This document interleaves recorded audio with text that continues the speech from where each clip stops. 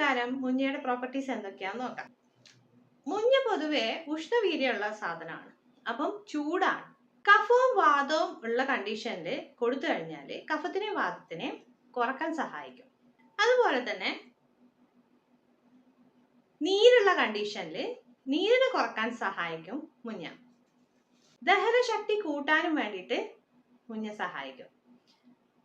ദഹനശക്തി കൂട്ടി വിശപ്പ് ഇൻക്രീസ് ചെയ്യാനും വേണ്ടിയിട്ട് സഹായിക്കും.